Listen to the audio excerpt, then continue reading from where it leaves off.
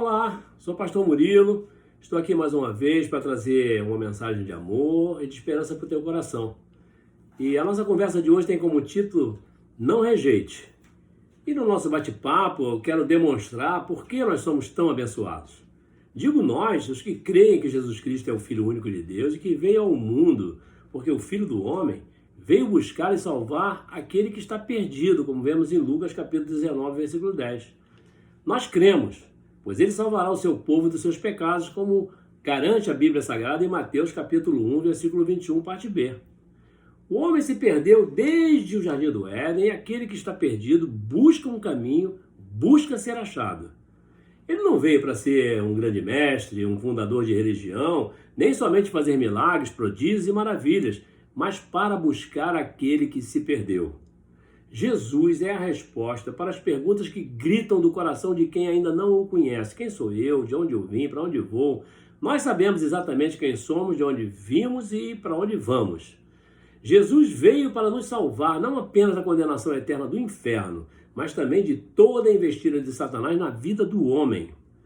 Cristo disse que Satanás veio para roubar, matar e destruir, mas ele também disse, eu vim para que tenham vida e a tenham com abundância, como vemos em João capítulo 10, versículo 10. Jesus veio para salvar e trazer vida. Jesus não veio há 2020 anos atrás apenas para depois nos deixar sós, porque ele prometeu que jamais nos deixaria órfãos.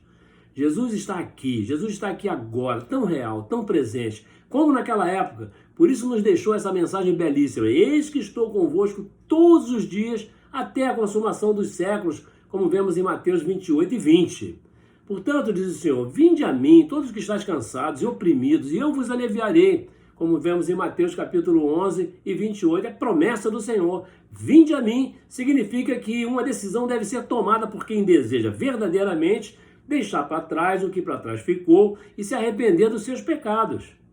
Impressiona que o próprio Deus enviou seu Filho Jesus primeiramente para seu povo, o povo escolhido, os judeus, e esses o ignoraram. Se você ainda anda impressionado com as notícias de que cristãos são ameaçados e são perseguidos pelo mundo afora, recomendo que você dê uma olhada no portal Portas Abertas da internet e você verificar que existe um ranking de 50 países onde os cristãos são verdadeiramente perseguidos e mortos. Mas o Brasil não está lá não se preocupa.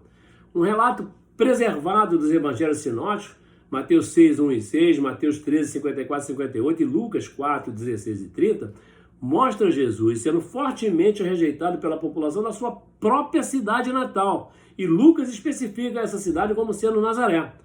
E esse incidente ocorreu logo após a tentação de Jesus no deserto da Judéia. Ensina os evangelhos que logo após Jesus ter iniciado o seu ministério e antes da morte de João Batista, Jesus retornou para sua cidade natal e aparece entrando numa sinagoga durante o sabá para pegar. Só Lucas afirma que Jesus fez a leitura das Escrituras e em seguida declarou-se a realização, a materialização da profecia contida em Isaías 61, versículos 1 e 2. Os evangelhos descrevem os ouvintes de Jesus questionando negativamente a origem dos ensinamentos dele, veja também em Marcos 3, e o criticando por ser apenas um carpinteiro, como vemos em Marcos, ou um filho de um carpinteiro, como vemos em Mateus. Em Mateus e em Marcos, o público também aparece se referindo a Jesus como sendo o irmão de Tiago, Simão, José e Judas, como se eles fossem apenas pessoas comuns da cidade e criticando severamente o comportamento diferente de Jesus. Foi nessa ocasião que Jesus declarou que um profeta não deixa de receber honra, senão na sua casa, na sua terra, como vemos em Mateus 13, 57. E essa frase é lembrada em João 4, 44 e você pode ver e conferir na sua Bíblia. Mateus afirma que Jesus não fizera muitos milagres por causa da falta de fé deles. E Marcos afirma que Jesus, não foi capaz de realizar nenhum milagre ali, exceto a cura de uns poucos doentes. Lucas acrescenta que Jesus recontou a história sobre como durante o tempo de Elias, apenas uma mulher de Sidom fora salva. E como durante o tempo de Eliseu, embora houvesse muitos leprosos em Israel, apenas uma síria havia sido purificada. Isso, de acordo com Lucas 4,29, fez com que Jesus fosse atacado e perseguido até o topo de um monte onde estava localizada a sinagoga, de onde se pretendiam atirá-lo e matá-lo. E ele conseguiu, contudo, passar despercebido, como se eles jamais tivessem visto ele passar nem para cima nem para baixo, como se ele estivesse invisível. Foi aí nessa ocasião que Jesus nos ensinou que tudo isso fora previsto na Bíblia Sagrada, onde encontramos uma alegoria, uma referência histórica direta feita por Jesus a Senaqueribe, rei da Síria, 700 anos antes. Senaqueribe havia conquistado a Babilônia na época de Ezequias, o rei de Judá, e havia colocado diversos governantes para tomar conta da cidade sem sucesso, pois todos foram derrubados. Por fim, enviou seu filho, príncipe herdeiro, para governar, e logo ele também foi afastado e morto. Finalmente, o opróbrio de Senaqueribe foi ter sido responsabilizado por destruir a cidade, não deixando pedra sobre pedra, e lançou uma maldição sobre a Babilônia para que não fosse reconstruída por 70 anos. Logo em seguida, Jesus, usando essa analogia, estabeleceu a semelhança entre essa alegoria e a sua própria vinda a esse planeta Terra. E depois começou Jesus a falar-lhes por parábolas. Ele disse: um homem plantou uma vinha, cercou com uma sebe, cavou ali um lagar, edificou uma torre e arrendou a vinha a uns lavradores e partiu para outro país. No tempo da colheita, enviou um servo aos lavradores para receber deles o fruto da vinha, mas eles, agarrando, o açoitaram e mandaram embora sem coisa nenhuma. Tornou a enviar-lhes outro servo, e a este o feriram na cabeça e o carregaram de afrontas. Enviou ainda outro, e a este mataram, e enviou muitos outros, a alguns dos quais açoitaram e a outros mataram. Restava-lhe ainda um, o seu filho amado. A esse enviou por último, dizendo: terão respeito ao meu filho. Mas aqueles lavradores disseram entre si: esse é um verdadeiro herói, um verdadeiro herdeiro. Vinde, matemo-lo, e a herança será nossa. Agarrando-o, mataram e o lançaram fora da vinha. Que fará o senhor da vinha? Virá, exterminará os lavradores e entregará a sua vinha aos outros. Nunca leste sequer esta passagem da Escritura. A pedra que os edificadores rejeitaram, essa foi posta como a pedra angular. Isso foi feito pelo Senhor e é maravilhoso aos nossos olhos? Bom, procuravam prendê-lo para matá-lo, mas temeram o povo, porque perceberam que contra eles a profecia daquela parábola foi dirigida. E deixando Jesus se retiraram, como está em Marcos capítulo 12, 1 e 12. Todas as versões da parábola dos evangelhos sinóticos afirmam que os sacerdotes do Sinédrio, ouvindo esse discurso de Jesus, entenderam claramente que a parábola foi dirigida contra eles e que eles eram os lavradores. Na época, era comum que os lavradores cuidassem das propriedades quando os proprietários estavam ausentes. E se ele não voltasse, não tivesse herdeiros, os trabalhadores tinham prioridade no direito à terra. A descrição da vinha é de Isaías 5, versículos de 1 a 30. Utilizar esta vinha como uma metáfora para descrever Israel era uma prática muito utilizada no discurso religioso da época. Os frutos do vinhedo podem ser uma metáfora também para todos os bens produzidos pelo povo e que as autoridades constituídas por Deus não estavam compartilhando com ele, tentando manter os frutos para eles mesmos. A produção da vinha também pode ser o próprio povo, pois é dela que os governantes tomavam conta. Na parábola, o dono da vinha é representação de Deus e o filho, representação de Jesus. Uma interpretação comum dos servos é a dos profetas judeus, embora seja possível entender que eles sejam os mensageiros de Deus anteriores. O significado dos outros, a quem será dada a vinha, é debatido. Algumas interpretações propõem que sejam outros judeus ou cristãos. Os cristãos são geralmente vistos como sendo a nova comunidade cristã. Como consequência dessas interpretações, a parábola é geralmente interpretada como dizendo que Deus, o proprietário, repetidamente envia profetas, servos, para recolher o que lhe é devido, as uvas, um símbolo do bem. Os sacerdotes são os lavradores ou os arrendatários. No entanto, se recusam a receber os profetas e, em vez disso, os ferem, cada um de forma mais cruel do que o anterior, querendo cada vez mais o controle de Israel, que significa a vinha, para que eles mesmos a possuam. Mas quando eles finalmente mataram o filho, Deus, o proprietário, revogou o direito sobre Israel, a vinha, e irá dá-lo a outros, os seguidores de Jesus, os gentios. Deus havia concedido sua vinha, a sua aliança, sua terra que produz uvas, símbolo do bem, para seus trabalhadores, os sacerdotes judeus ou as autoridades de todo o mundo, para ser trabalhado em seu benefício, em benefício de Deus. No entanto, quando ele manda alguém para recolher o que lhe é devido, os profetas do passado, seus inquilinos, se recusam a pagar e ferem cada servo de maneira pior que a anterior, significando desprezo cada vez maior da vontade e da autoridade de Deus. Os lavradores parecem querer manter os bens e o controle da vinha para eles mesmos, tal como testemunhamos na atualidade.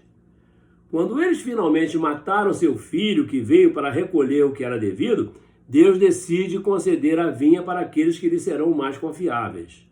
A vinha antiga é Israel e a vinha nova é a igreja cristã. Somos nós que guardamos os mandamentos há 2020 anos. Jesus, portanto, criticou as autoridades judaicas diretamente por rejeitarem a vontade de Deus para o seu benefício próprio e pelo tratamento dado a si mesmo, Jesus, por elas. Por analogia, está criticando todos nós, que não temos levado a sério suas ordenanças e não temos sido zelosos com a vinha que nos foi dada para administrar em nome dele. Não bastasse esse ensinamento, de novo começou Jesus a falar em parábolas, dizendo-lhes: o reino dos céus é semelhante a um rei que celebrou as bodas de seu filho. Enviou os seus servos a chamar os convidados para a festa e estes não quiseram vir. Enviou ainda outros servos com esse recado. Dizia aos convidados: tenho já preparado o meu banquete, as minhas reses e os meus cevados estão mortos e tudo está pronto. Vinde às bodas. Mas eles não fizeram caso e foram, um para o seu campo, outro para o seu negócio, e outros, agarrando os servos, o ultrajaram e mataram. Irou-se o rei e mandou as suas tropas exterminar aqueles assassinos e incendiar a sua cidade. Então disse aos servos: as bodas estão preparadas, mas os convidados não eram dignos. Ide, pois, às encruzilhadas dos caminhos e chamai para as bodas a quantos encontrares. E indo aqueles servos pelos caminhos, reuniram todos os que encontraram, maus e bons, e a sala nupcial ficou cheia de convivas. Indo aqueles servos, encheram a casa. Mas entrando o rei para ver os convivas, notou ali um homem que não trajava veste nupcial e perguntou-lhe: amigo, como entraste aqui sem veste nupcial? Ele, porém, emudeceu. Então o rei disse aos servos: atai-o de pés e mãos e lançai-o nas trevas exteriores. Ali haverá o choro e o ranger de dentes, pois muitos são chamados, mas poucos escolhidos, como vemos em Mateus 22, versículos de 1 a 14. Nesse discurso, vemos que inclui a extensão do convite original feito aos judeus para introduzir os gentios, ou seja, convidar todos nós para o banquete das bodas. No entanto, o convite não é suficiente. Os convidados têm de se mostrar dignos do chamado. Daí a inclusão do homem sem roupa de casamento. A exclusão, perdão. Em Lucas, o convite é estendido em particular para os pobres, os aleijados, os cegos, os coxos, evidenciando preocupação explícita, sem reservas, com os pobres e os marginalizados. E nesse discurso, Jesus faz referência aos religiosos, que não têm tempo para Deus. Eles são representados pelas pessoas que aceitaram o convite, mas quando a comida já está à mesa, afirmam que estão ocupados demais para aparecer. Em Mateus, a parábola ocorre imediatamente depois da parábola dos lavradores maus ou da vinha, a qual ela está vinculada. Esta ligação ajuda a explicar o tratamento dado ao homem sem roupa de casamento. E o nosso bate-papo de hoje traz mais alguns ensinamentos a fim de evitar, nos nossos dias, os mesmos erros dos nossos antepassados, querendo fazer nossos os bens valiosos que Jesus determinou que administrássemos em nome dele. O bem mais valioso que Deus tem nesta terra é você, sou eu, somos nós.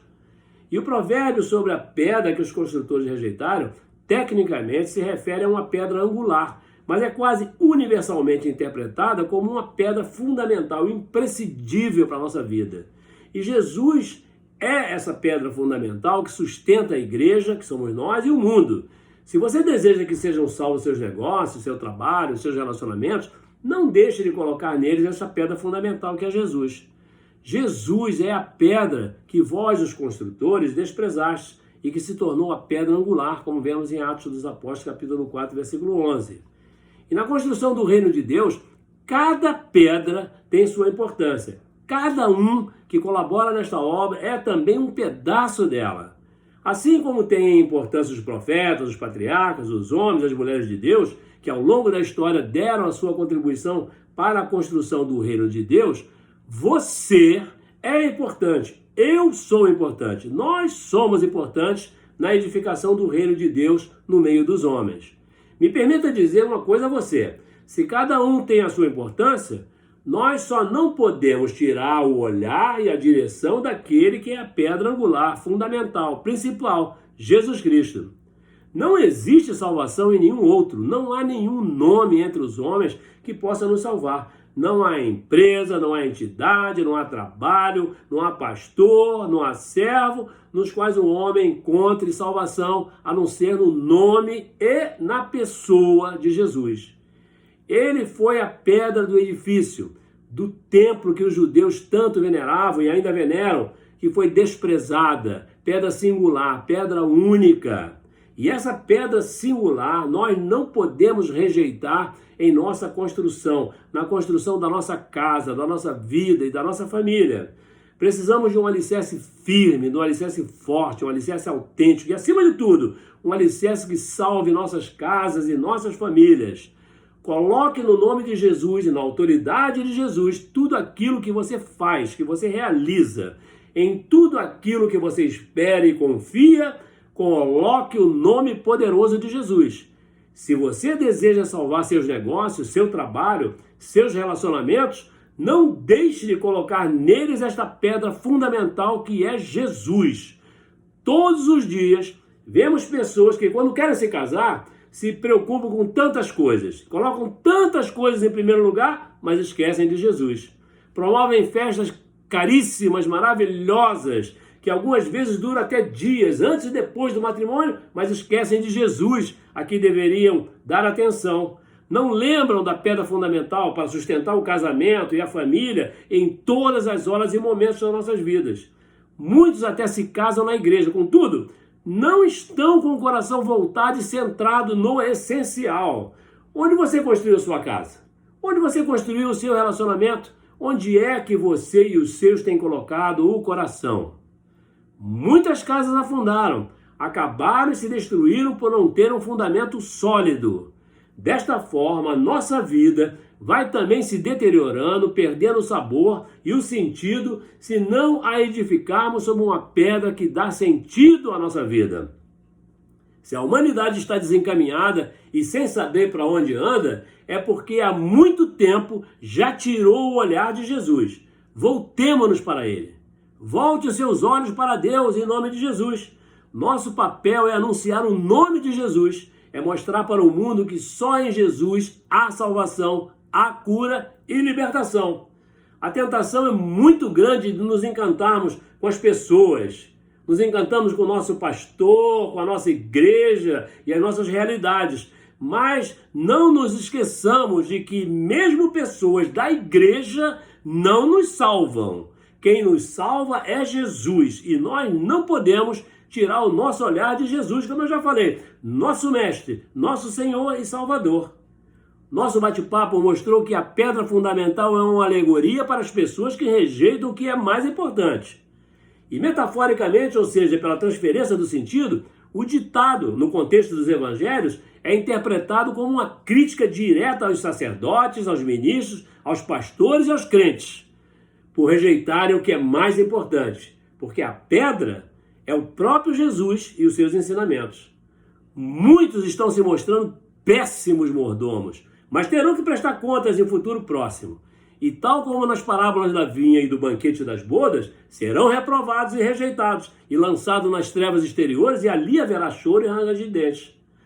Não esqueça Mateus 22,14. Muitos são chamados, mas poucos escolhidos. Não rejeite. Pronto. Nosso bate-papo fica por aqui. Graças e paz. Deus te abençoe. Amém.